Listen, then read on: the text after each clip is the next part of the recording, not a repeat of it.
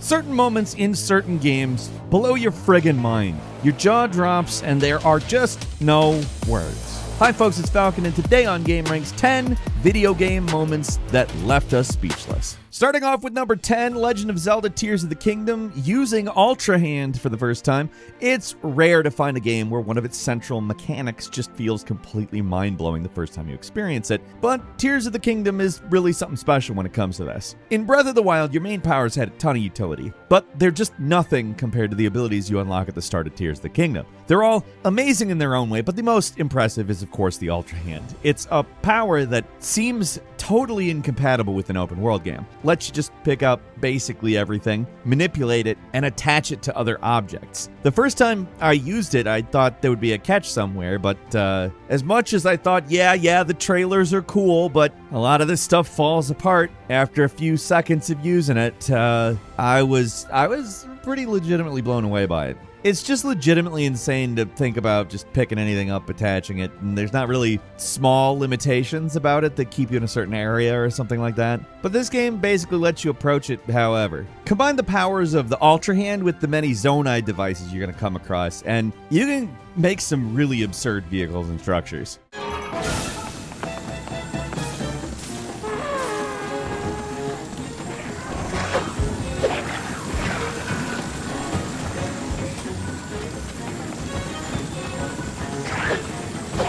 There's never been a mechanic in an open world game quite like the Ultra Hand. It's one of the most ambitious and yet polished mechanics I've ever seen in a video game, and I still can't help but marvel at it when I take a step back. And number 9 is God of War, bringing back the Blades of Chaos. 2018's God of War felt like a fresh start for the series. It's a reboot in everything but name, and just a drastic departure from what the series originally was. The Blades of Chaos were out, and the Leviathan Axe was in. And for the first dozen or so hours, that seemed like that was all there was going to be. The new close-up camera system and the entirely reworked fighting made it seem like Kratos' old weapon would be pretty incompatible with the new game, but they actually made it work, and it is cool as hell. What's so great about this reveal is that it's a major turning point for both the story and the gameplay. It's showing Kratos starting to acknowledge and accept his past, and at the same time, it unlocks an entirely new weapon for you to play with. The slow build-up in the music leading up to the reveal of the actual blades is just masterfully done too.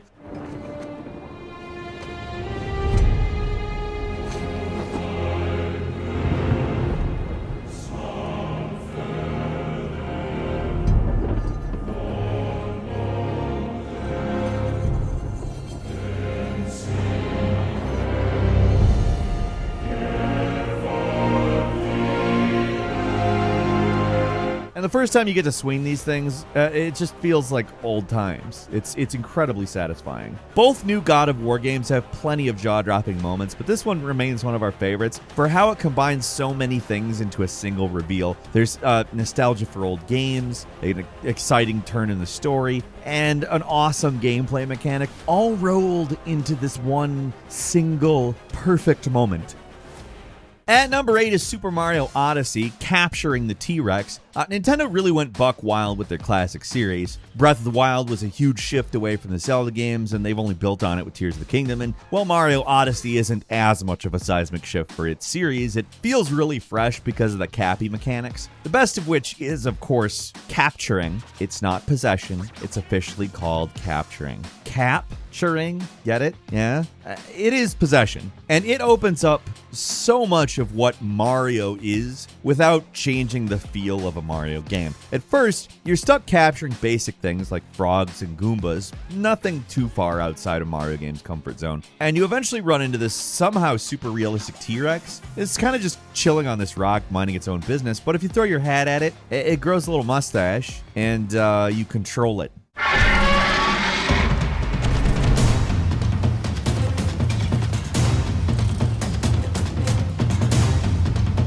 The camera has to zoom out. It's so big. You're controlling something so large relative to the map. And it's the moment where you realize, oh, Super Mario Odyssey is something different. And you know what? The game manages to throw these kinds of curveballs at you constantly in a way that doesn't feel forced. And that, in and of itself, is amazing.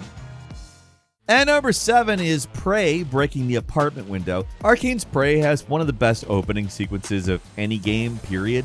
And it all comes down to this one moment. At first, everything seems really mundane. Your character wakes up in their apartment, takes a helicopter to the office, undergoes some tests. Pretty seamless, at least at first, but then everything resets, and that's when the facade starts to fail. The game gives you some time to figure out for yourself what's really going on. So when you pick up some piece of junk and chuck it through the window to get outside, it reveals to you that everything's fake.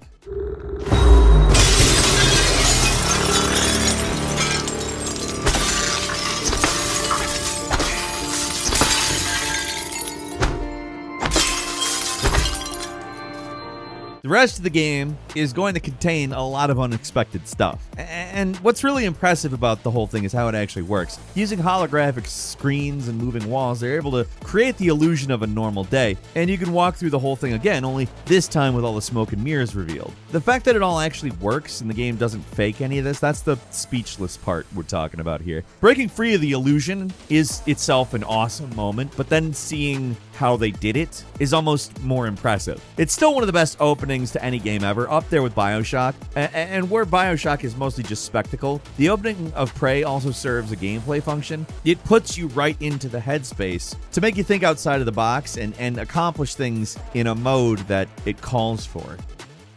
And number 6 is Uncharted 4 and The Last of Us Part 2, The Rope. Naughty Dog might be the masters of tiny little details in games. The amount of ultimately pointless but amazing stuff they sneak into their games, it's totally incredible. I could easily talk about probably hundreds of different things here, but I gotta single out the ropes. If you've been playing games for a while, you know exactly how janky ropes are in games. Even now, they're notoriously crap looking, and they don't act right. And the reason is, take anything that requires complex physics with a lot of different collision points and articulation, and for the most part, it's eventually going to fall apart or look fake. At least at some point. Except in Uncharted, and especially The Last of Us Part 2, where the rope physics are nearly perfect. The part that really leaves me speechless is how you can actually wrap them around parts of the environment. It's unheard of in basically any other game. They get it so right. It's a small moment, but the part where you use the winch to pull up your car in Uncharted 4 is incredible. Just the way the rope realistically wraps around the tree. It feels next gen even now, and the simulation keeps up with it incredibly well. Last of Us Part 2 goes even further. It throws in multiple puzzles where you have to use rope and the environment to progress, and it's all totally natural looking.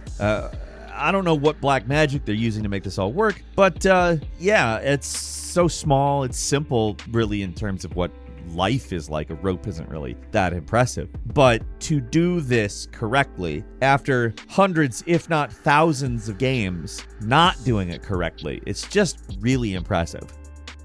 And number 5 is Elden Ring. Anytime you expand the map, it was always assumed that the open world of Elden Ring would be relatively small. The developers never made an open world game prior to it, and all their previous games were set in these really tightly constructed, highly connected areas that were mostly linear, and you knew pretty much where you were going for the most part at all times. Why wouldn't you assume that Elden Ring would just kind of expand on that, dip its toe in? But that's not the route they chose. It does fake you out at the beginning. It starts off with a map that's pretty small and zoomed in. It's the starting area of the game.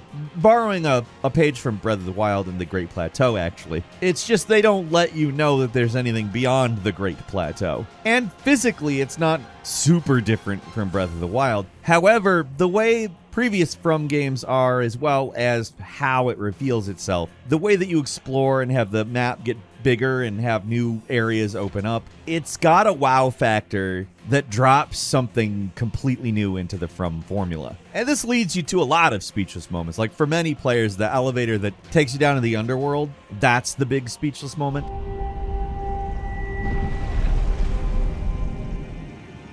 And for others, it's when they first look out over the massive second major zone of the game, Liurnia. And it just keeps going like that. The first time you see the capital and realize you can go everywhere in it, like the city's not just for show, or when you open up the secret door and you find there's an entire dungeon in the Volcano Manor.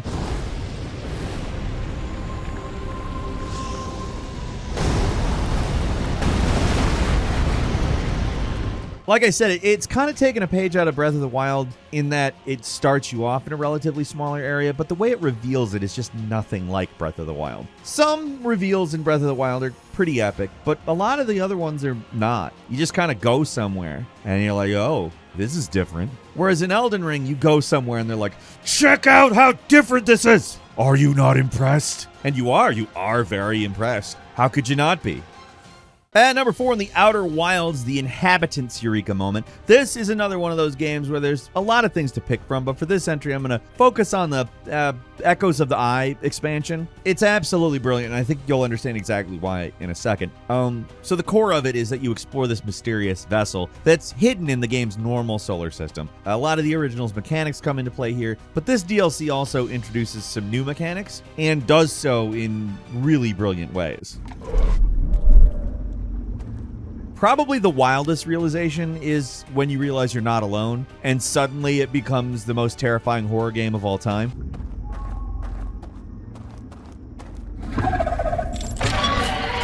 With most horror, you know what you're getting into, but here there's no clue. I mean, Outer Wilds is not a horror game. Suddenly, it is. And that's not the only big twist. That's the first one. The second one's even crazier. Eventually, through exploration or just experimentation, it becomes more and more obvious that the dark world is actually a simulation and has glitches you can exploit. The one that really left me speechless is when you put down the lantern and walk away from it. In any other game, you'd just be wandering around in the dark. But in the simulation, it actually takes you out of the normal rendering distance, which allows you to see the world in a much more rudimentary way. The inhabitants, who are frankly terrifying before, are pretty much completely neutered in this context. And it's really satisfying when you finally put the pieces together.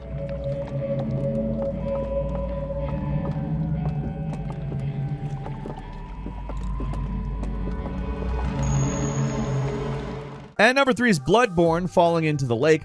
You know the story by this point. When Bloodborne starts, it's about werewolves. It's not too supernatural, but there's clues hidden around that there's something more going on. Those clues are disquieting, but it's this part where everything really goes off the deep end. At the school at the end of the Forbidden Forest, it seems like you hit a dead end. Like there's a balcony overlooking the lake, but there's nowhere else to go. The trick there is you're meant to fall into the water. The moon is reflected on the surface, and for some unknown reason, this takes you to a surreal area where you have to face off against a creature unlike anything else you've seen in the game at this point.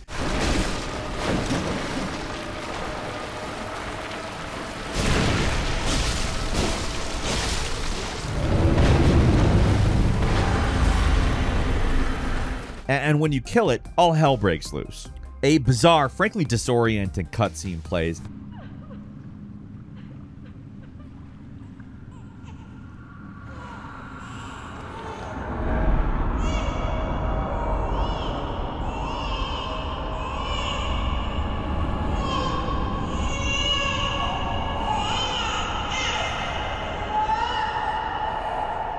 And when you wake up, you're back in Yharnam, but everything is very different. The sky is a sickly purple, people have become freakish monsters, and giant alien creatures are clinging to the walls of the buildings. And here's the thing, none of this is actually new. It's all been there the whole time, you just didn't have the insight to see them. Now, all of it is revealed, and you're not dealing with werewolves, you're fighting outer gods. It's one of the biggest escalations in gaming, and just an all-around shocking reveal. And number 2 is Dishonored 2's Clockwork Mansion. In many games, cool visuals don't always make for the best levels. Usually when you get to a place like the Clockwork Mansion, it's all just set dressing, and it looks nice from a distance, but it doesn't serve a function. Not the case here. The moment you hit the switch and an entire room transforms before your eyes, it's impressive. Who would build something like this? And why?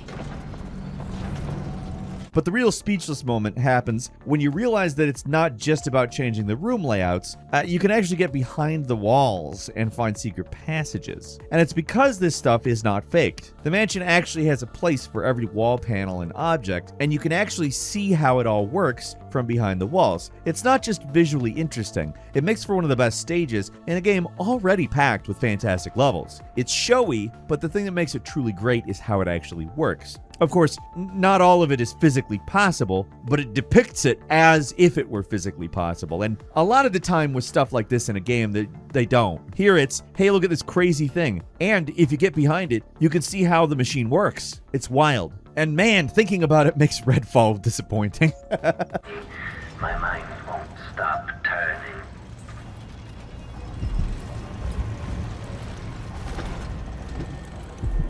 And number 1 is the witness when you notice the environmental puzzles.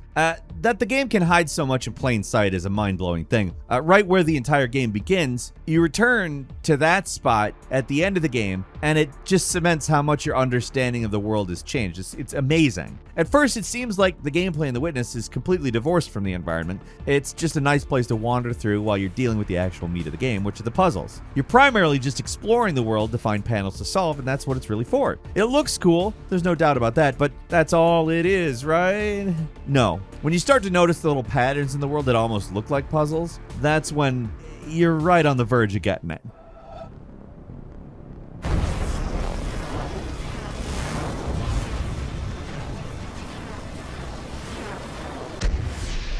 Like suspicious circles and lines that look a little too perfect not to be something. That's where the real speechless moment happens. You figure out that the panels aren't the only place you can solve puzzles. They're also the environment. The discovery completely changes the approach to the game, and it's a huge discovery that makes you feel like a friggin' genius when it clicks. Few bonuses here for you before we let you go. That's right, you're captive to me talking about Titanfall, Hollow Knight, and Returnal. Titanfall's effect and cause, there's like a time travel mechanic they just throw in the middle of the campaign and mess around with the fabric of space-time. It doesn't feel like it's going to happen. It doesn't have any indication it's going to happen. It's just, oh, hey, whoop. And it's one of the best levels of all time. It throws twists and surprises the whole damn experience, and it's so smartly implemented. It's just really fun. Then there's Hollow Knight entering the City of Tears. The first few areas of Hollow Knight follow the Metroidvania formula pretty tightly. It's also relatively closed off and contained until you reach the underground capital called the City of Tears. That's when the massive scope of this game finally comes into focus.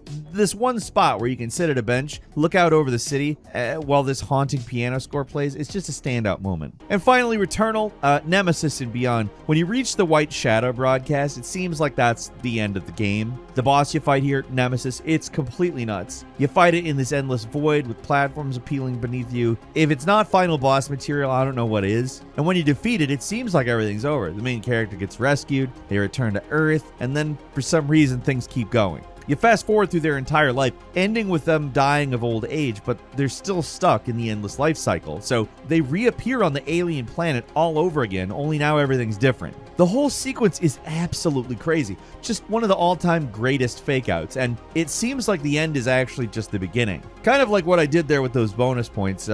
This is the actual end, though. Leave us a comment. Let us know what you think. If you like this video, click like. If you're not subscribed, now's a great time to do so. We upload brand new videos every day of the week. Best way to see them first is, of course, a subscription. So click subscribe. Don't forget to enable notifications. And as always, we thank you very much for watching this video. I'm Falcon. You can follow me on Twitter @FalconTheHero. And we'll see you next time right here on GameRanx.